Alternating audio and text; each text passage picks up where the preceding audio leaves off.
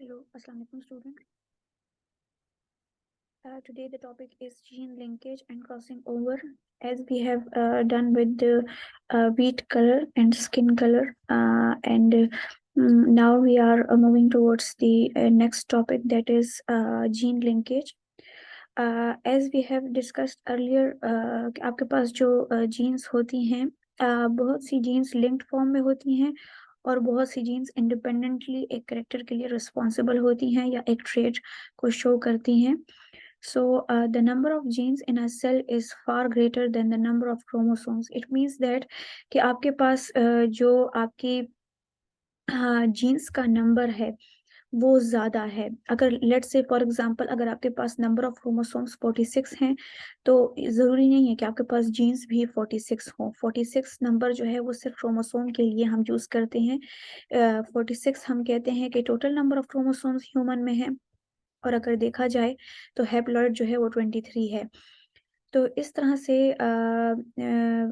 आपके पास जो जीन्स होती हैं वो इट इज़ नॉट नेसेसरी कि आपके पास जीन्स भी 46 हों, 23 हों, राइट. वो उससे कहीं ज़्यादा इसके नंबर हो सकता है. In fact each chromosome has 100 and thousands of jeans.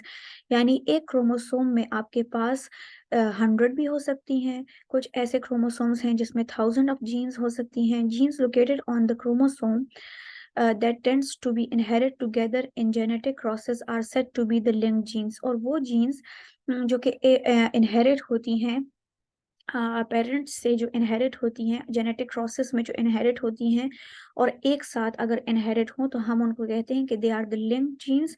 और इस तरह से जीन्स जो हैं वो एक साथ क्रोमोसोम के ऊपर रहती हैं और इस फिनोमेना को, इस प्रोसेस को हम जीन लिंकेज कहते हैं. If genes are linked on autosome, अगर कोई जीन स्पेसिफिक जीन है, लेट्स से फॉर एग्जांपल एक क्रोमोसोम है और वो क्रोमोसोम ऑटोसोम्स वाला क्रोमोसोम है और उसके ऊपर ये जीन्स जो है लिंक्ड फॉर्म में आती हैं, तो फिर हम कहते हैं कि ये ऑटोसोमल लिंकेज है. और अगर ये जीन्स सेक्स क्रोमोसोम के ऊपर होती हैं, यानी एक्स या वाई क्रोमोसोम के ऊपर होंगी, तो हम कहेंगे कि ये ऐसी जीन्स हैं जो कि सेक्स लिंकेज जीन्स हैं, क्योंकि ये सेक्स क्रोमोसोम के साथ लिंक्ड हैं.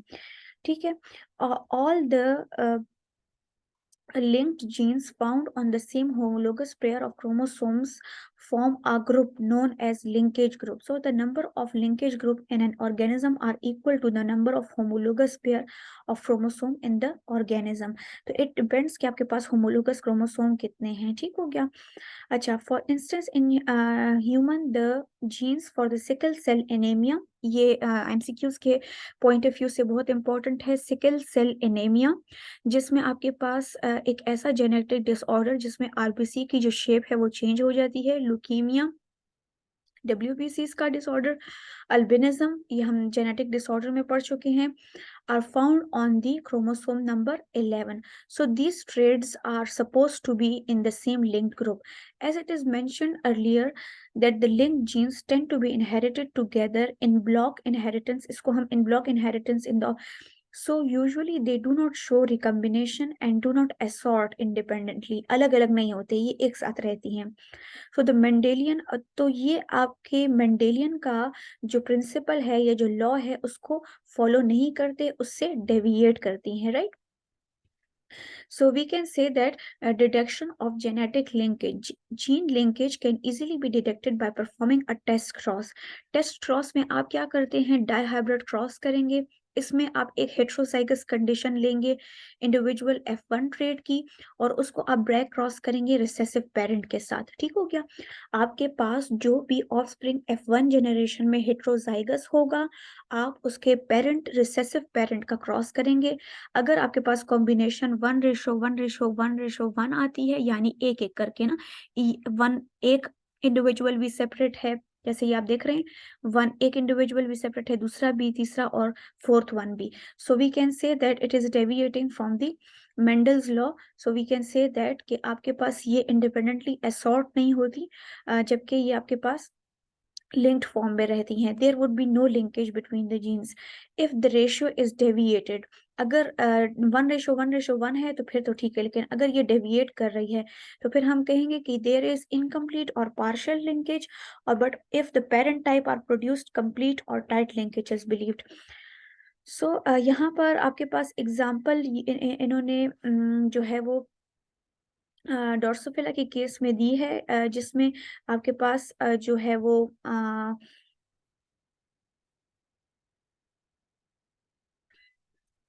यहाँ पर grey body and vestigial wing है, ठीक है, और black body and vestigial wing, grey body and vestigial wing, right.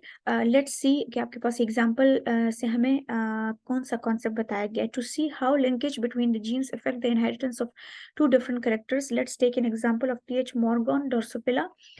ये टू फॉर्म्स में एग्जिस्ट करती है। एक इसके नॉर्मल शेप विंग्स होते हैं जो कि डोमिनेंट है, और एक वेस्टिजियल विंग है। वेस्टिजियल ऐसा करेक्टर होता है जो कभी लाइफ में था तो, लेकिन चूंकि इसका यूज इतना नहीं रहा, तो इसीलिए वो स्लोली एंड ग्रेजुअली उस स्पीशीज से वो चीज वेस्टिजियल होती गई। सिमिलरली अब उसका कोई फंक्शन नहीं है। Body colour also exist. एक ग्रे बॉडी होती है जो कि डोमिनेंट है ब्लैक बॉडी के ऊपर। मेंडल ने क्रॉस किया इन दोनों इंडिविजुअल्स के बीच, having gray body and normal, with the individual having black body and vestigial wing. F1 progeny inherited gray body and normal wing phenotype. जाहिर है वो आपके पास dominated character है. When these females were crossed with, flies were crossed with their P1 generation, following results were produced: gray body and normal wings. Parental type 965। ये जो values हैं, आप लोग अगर एग्जामिनेशन के पॉइंट ऑफ व्यू से जब करते हैं, आप इसको याद कर लें। ये आपके लिए थोड़ा सा ये होगा कि आप इसको as a mathematical form example के तौर पर शो कर सकते हैं। और ब्लैक बॉडी वेस्टिजियल विंग 944 है, यानी आपके पास डोमिनेंट कैरेक्टर ज़्यादा है। और फिर उसके बाद black body and vestigial wing 944, grey body and vestigial wing जो है 206, और black body and normal wings जो है 184, that is the recombinant type. So इसमें आप देख रहे हैं कि रिकम्बिनेंट टाइप्स जो हैं वो थोड़ी सी लेस हैं।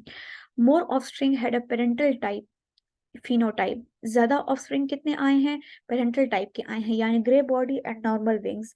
तो हम इसको पार्शियल लिंकेज कह सकते हैं, यानी फुली लिंक्ड नहीं है ये jeans. Morgan concluded that genes for the body color and wings are located on the same chromosome. However, the production of small number of chromosomes with non-parental phenotype indicate that some mechanism occasionally breaks the linkage between the genes on the same chromosome. Later on, it was discovered that crossing over at the time of meiosis, आपको मैंने बताया था ना कि जो आपके पास recombination है, या आपके पास जो जीन्स जो हैं वो क्रॉसिंग ओवर शो करती हैं, तो वो मियोसिस के प्रोसेस में होता है। is the mechanism that occasionally breaks the linkage between the genes on the same chromosome. ये एक ऐसा मैकेनिज्म है जो कि लिंकेज को ब्रेक करता है। एक्सपेरिमेंट्स, क्रॉसिंग ओवर एक्सपेरिमेंट्स ये हमें शो करते हैं कि ये जो प्रोसेस है ये रिस्पॉन्सिबल है the combination of linked genes का। In crossing over an exchange of maternal and paternal chromatid parts occur while homologous chromosomes are paired during the prophase meiosis 1। अगर आपको मैट्रिक की मियोसिस याद हो, उसमें आप देखेंगे कि आपके पास जो हम कहते हैं कि क्रोमोसोम का सेंटर क्या होती है? कंस्ट्रक्शन होती है, और फिर उसके ऊपर आर्म्स जो होते हैं उसको हम क्या कहते हैं? क्रोमेटिड्स कहते हैं। अब एक क्रोमेटिड होमोलोगस का और दूसरा क्रोमेटिड, यानी ये दोनों आपस में क्या करते हैं? सेगमेंट्स को एक्सचेंज करते हैं प्रोफेज ऑफ द मियोसिस 1 में। Recombinant chromatids result from the crossing over may bring alleles together in a new combination. So when they are distributed in different gametes, a wide variety of gametes are produced.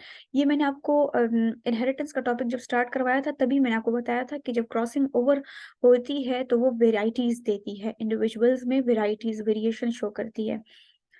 Let's recall Morgan's experiment in which a female fly having a gray body and a normal wing were crossed by the male having black body and vestigial wing.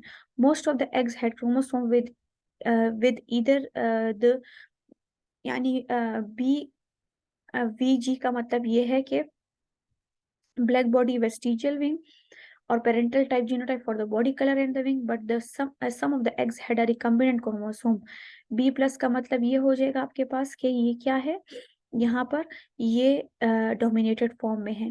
And genotypes, fertilization of these various classes of eggs of homologous sperms BVG produce an organism population in which 17 exhibited non-parental recombinant phenotypes. These recombinant phenotypes were the product of crossing over. So we can say that कि आपके पास vestigial wing और black body जो है वो इसमें से 17% offspring ऐसे हैं जिन्होंने नॉन पेरेंटल टाइप शो की, रिकम्बिनेंट फिनोटाइप्स शो की, यानी इसमें रिकम्बिनेशन हुई, लेकिन फिर भी अगर आप देखें तो रिकम्बिनेशन जो है वो लेस परसेंटेज में है। यहाँ पर एक लिंकेज मैप या जेनेटिक मैप, यानी हम कैसे फाइंड आउट कर सकते हैं कि इतने ऑफस्प्रिंग जो हैं उन्होंने रिकम्बिनेशन शो की है, इतने ऑफस्प्रिंग जो हैं वो नॉन पेरेंटल टाइप हैं और इतने ऑफस्प्रिंग्स जो हैं वो पेरेंटल टाइप हैं। राइट। सो ये ऊपर तक हम इसको एक लेक्चर कंसिडर कर लेंगे, आप लोग यहाँ तक स्टडी कर लें, फिर उसके बाद हम जो है वो इसकी जेनेटिक मैप्स को देखेंगे।